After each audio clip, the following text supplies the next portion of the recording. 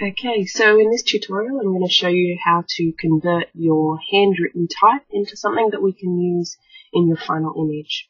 So first thing you've got to do is open up your handwritten type in Illustrator.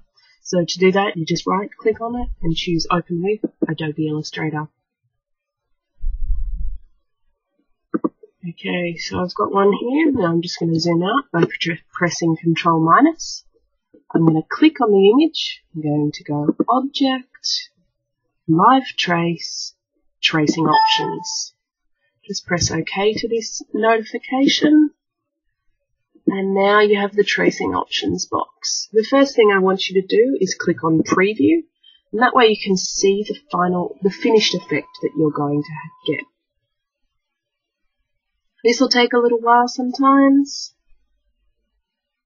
Okay, so you can see now that this has turned into a black and white image, but there's too much black. I don't want this information down here. In order to change that, I'm going to change the threshold down. So the further down I go, the less information will be contained in the image. So I'm just going to show you, for argument's sake, what it'll look like at about 16. So you lose the whole image. This is at 35. You're starting to get a bit. I liked it at around 96.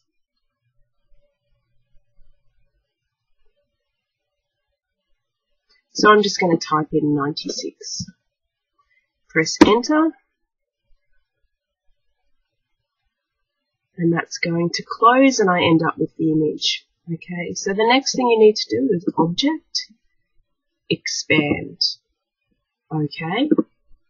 And this turns it into separate editable images. So the first thing I'm going to do is I'm going to get rid of all the white in the image. So to do that, I've just got to double click until I can see just the white box there and press delete. I'm still going to have a little bit of white in amongst them all. So rather than delete every single individual bit of white, I'm going to choose the magic wand tool. And I'm going to find a bit of white that's easy to select.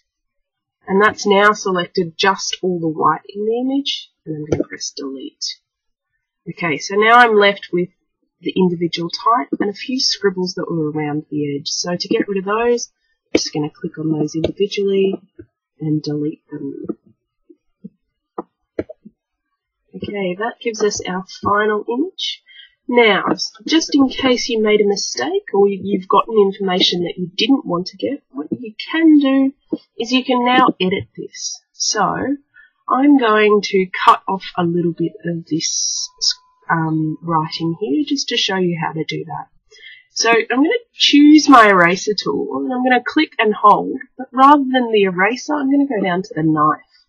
I've got the D selected and now I'm just going to click and drag this down. Okay, now this has actually made a cut down there. You can't see it very well, but what it will let me do is if I double click on it, you can see that cut area. So I can now delete this as I like.